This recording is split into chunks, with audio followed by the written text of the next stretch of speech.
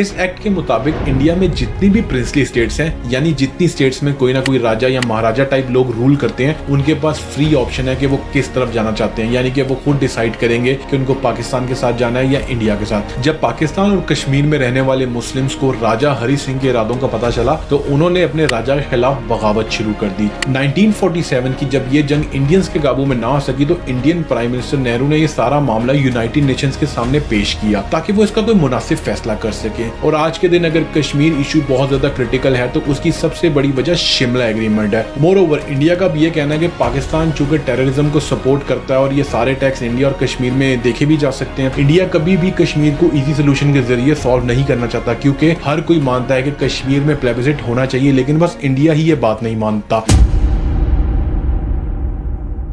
अगर आज की डेट में ज्योग्राफिकल तौर से देखा जाए तो कश्मीर का ऑलमोस्ट 55% हिस्सा इंडिया के पास है, जिसमें जम्मू, कश्मीर वैली, लद्दाख और सियाचिन ग्लेशियर मौजूद हैं, और ऑलमोस्ट 30% एरिया पाकिस्तान कंट्रोल करता है, जिसमें आजाद कश्मीर और गिलगित बल्तिस्तान शामिल है। आप में से बहुत से लोगों को शायद ये ना पता हो, कश्मीर का कुछ हिस्सा चाइना के पास भी है। कश्मीर का ऑलमोस्ट 15% लैंड एरिया चाइना के पास है। उसमें पॉपुलेशन इतनी ज्यादा नहीं है, शायद इसलिए उसका जिक्र हम कम ही सुनते हैं। इवन अगर हम पॉपुलेशन के हिसाब से देखें तो इंडियन साइड में 70% आबादी है और बाकी 30% आबादी पाकिस्तान की साइड पर रहती है। 1947 से ही कश्मीर को लेकर पाकिस्तान और इंडिया में जंगें होती रही। पहली वॉर 1947 में हुई, सेकंड वॉर 1965 में हुई और थर्ड वॉर 1971 में हुई, जिसमें शिमला एग्रीमेंट भी किया गया। इसकी डिटेल मैं आपको वीडियो में आगे चलकर बताऊंगा। और 1999 में कारगिल वॉर भी हुई। Titwal, Kargil and other sectors.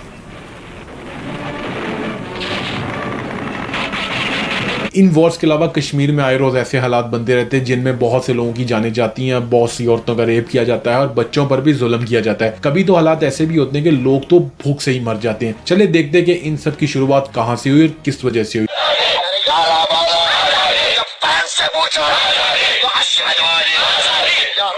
Pakistan और इंडिया की पार्टीशन जब हो रही थी तो इंडिया की तरफ से एक रूल बनाया गया जिसे इंडियन इंडिपेंडेंस एक्ट 1947 बोला जाता है। इस एक्ट के मुताबिक इंडिया में जितनी भी प्रिंसली स्टेट्स हैं, यानी जितनी स्टेट्स में कोई ना कोई राजा या महाराजा टाइप लोग रूल करते हैं, उनके पास फ्री ऑप्शन है कि वो किस तरफ जाना चाहते हैं। यानी कि वो खुद डिसाइड करेंगे कि उनको पाकिस्तान के साथ जाना है या इंडिया के साथ। अब असल कहानी शुरू होती है कि जम्मू एंड कश्मीर भी एक प्रिंसली स्टेट तो थी, लेकिन यहाँ का जो महाराजा था, राजा हरी सिंह, वो एक हिंदू था और यहाँ की ऑलमोस्ट 70 to 80% पॉपुलेशन मुस्लिम थी। हरी सिंह को अपने राजा वाले स्टेटस से बहुत ज्यादा प्यार था। वो किसी भी सूरत इसको छोड़ना नहीं चाहता था, क्योंकि उसे पता था कि पार्टीशन के बाद उसको ये स्टेटस पहले जैसा मेंटेन रखने में काफी मुश्किल आएगी। तो स्टार्टिंग में उसने ये फैसला किया कि वो एक अलग कंट्री बनाएगा, यानी कि ना वो पाकिस्तान के साथ जाएगा ना वो इंडिया के साथ जाएगा। लेकिन उसको पता था कि अकेले रहकर भी वो ज्यादा देर सर्वाइव नहीं कर पाएगा, और अगर वो पाकिस्तान की तरफ जाता है तो वो एक मुस्लिम कंट्री है, वहां भी उसको अपना फ्यूचर खतरे में नजर आ रहा था। और अगर वो इंडिया की तरफ जाता है तो उसको उसकी स्टेट के लोग जीने नहीं देंगे, क्योंकि मेजॉरिटी मुस्लिम्स की थी। लेकिन जैसे जैसे इंडिपेंडेंस डे यानी 14-15 अगस्त पास आता जा रहा था, हरी सिंह का इरादा चेंज होता जा रहा था। हरी सिंह इंडिया की तरफ जाने का सोचने लगा। जब पाकिस्तान और कश्मीर में रहने वाले मुस्लिम्स को राजा हरी सिंह के इरादों का पता चला तो उन्होंने अपने राजा के खिलाफ बगावत शुरू कर दी, जिनमें पख्तून लोग भी उनकी हेल्प करने को तैयार थे। ये सब लोग अपनी मर्जी से ही इस फोर्स में जमा हो रहे थे। इनका कोई खास कमांडर नहीं था, इसलिए इनको आजाद फोर्स का नाम दिया गया। इनका बस एक ही मकसद था कि कश्मीर को यानी मुस्लिम्स को उनके हिंदू राजा से किसी ना किसी तरह बचाया जाए। इन सब ने मिलकर राजा हरी सिंह की फौज के साथ जंग करने का फैसला किया। ऑफ कोर्स आजाद फोर्स में लोग ज्यादा थे तो हरी सिंह की फौज इनके साथ जंग में किसी भी सूरत जीत नहीं सकती थी। जब हरी सिंह ने ये सिचुएशन देखी कि वो एक बहुत बड़े खतरे में है और उसकी फौज रेबल्स का मुकाबला नहीं कर सकती, तो उसने इंडिया से रिक्वेस्ट की कि इंडियन आर्मी को उसकी हेल्प के लिए भेजा जाए। उस टाइम इंडियन आर्मी के गवर्नर जनरल माउंटबेटन थे और उन्होंने इस बात का पूरा फायदा उठाया। माउंटबेटन ने हरी सिंह को बोला कि हम बस एक ही सूरत में तुम्हारी हेल्प करेंगे कि अगर तुम ऑफिशियली इंडिया के साथ शामिल हो जाओ, क्योंकि इंडियन आर्मी सिर्फ इंडिया के लिए ही काम करती है और अभी तुम इंडियन नहीं हो। अब हरी सिंह तो पहले से ही इंडियन होना चाह रहा था, तो उसने फौरन ही ये शर्त मंजूर कर ली और 26 अक्टूबर 1947 को हरी सिंह ने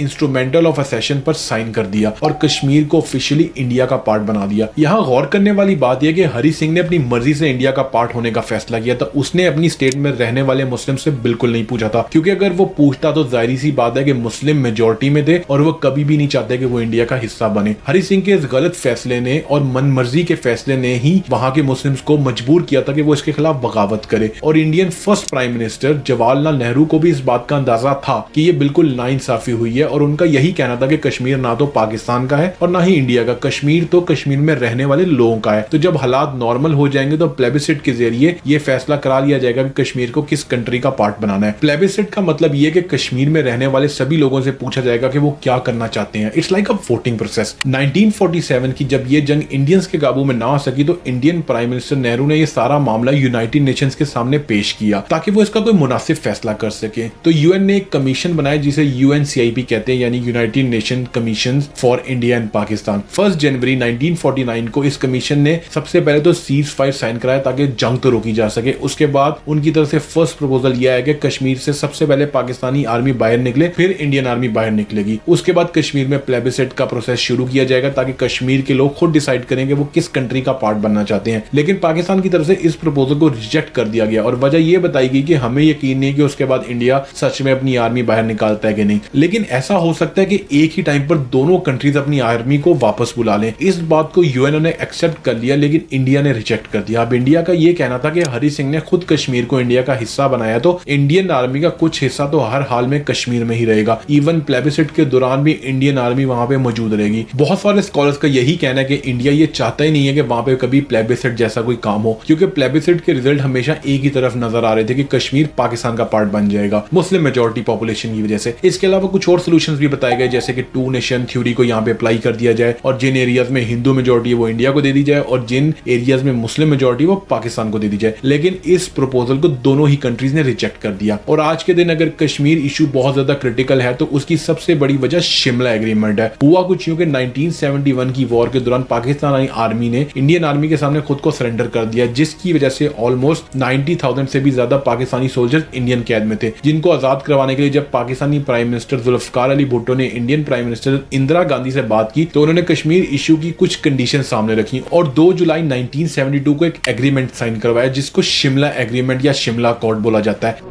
A summit between Pakistani President Zulfikar Ali Bhutto and the Indian Prime Minister Mrs. Indira Gandhi was held at Simla in July 1972.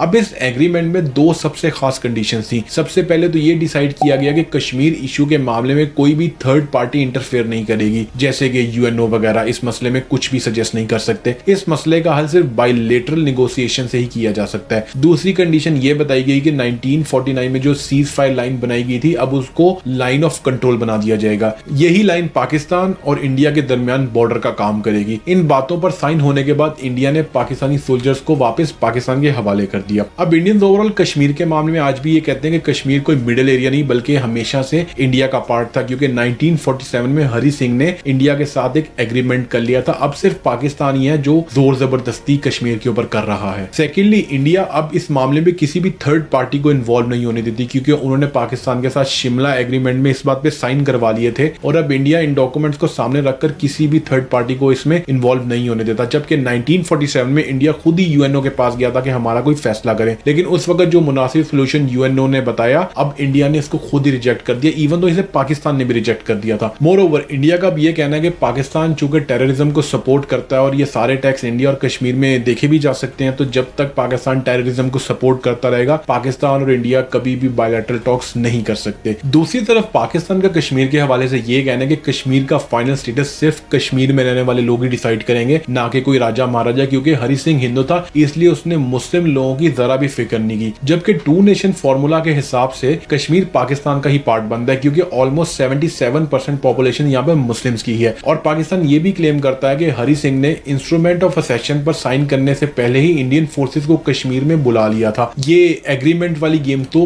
बाद में खेली गई। पाकिस्तान की तरफ से एक रीजन ये भी दिया जाता है कि कश्मीर में जो डे बाय डे इंसर्जेंसी हो रही है उसमें मुस्लिम कम्युनिटी के बहुत ज्यादा लोगों को टॉर्चर किया जाता है, इवन के बहुत सारी डेथ्स भी रिपोर्ट हो रही हैं और इनमें बेशुमार मार रेप केसेस भी हैं। पाकिस्तान ये सब कुछ बर्दाश्त नहीं कर सकता और पाकिस्तान हर हाल में कश्मीर को अपना पार्ट बना कर ही रहेगा। पाकिस्तान के पास एक रीजन ये भी है कि यूएनओ के प्रपोजल में पाकिस्तान ने जो कंडीशन रखी थी कि दोनों कंट्रीज की आर्मी को एक साथ कश्मीर से निकाला जाए, उसको भी इंडिया ने रिजेक्ट कर दिया था, जबकि यूएन इस बात पे एग्री था। इंडिया कभी भी कश्मीर को इजी सोल्यूशन के जरिए सॉल्व नहीं करना चाहता, क्योंकि हर कोई मानता है कि कश्मीर में प्लेबिसिट होना चाहिए, लेकिन बस इंडिया ही ये बात नहीं मानता। अगर हम कश्मीरीज का पॉइंट ऑफ व्यू देखें तो मोर देन 90% कश्मीरीज का ये कहना है कि वो ना तो पाकिस्तान के साथ जाना चाहते हैं और ना ही इंडिया के साथ जाना चाहते हैं। उनको लिटरली इंडिपेंडेंस चाहिए। कश्मीर अपने आप में एक इंडिपेंडेंट कंट्री बनना चाहता है। वो ये चाहते ही नहीं कि उनके ऊपर कोई रूल करे। सेम लाइक बांग्लादेश, जो मुस्लिम मेजॉरिटी होने के बाद भी एक अलग कंट्री ही है और उसकी कंडीशन भी हर लिहाज से बहुत अच्छी है। ऐसा नहीं है कि वो पाकिस्तान से अलग होकर बहुत ही नुकसान उठा रहा है। यासीन मलिक, जो कि जम्मू कश्मीर लिबरेशन के चेयरमैन हैं, उन्होंने इंडियन टीवी पर ये बैठकर बोला सबके सामने कि वो इंडिपेंडेंट रहना चाहते हैं।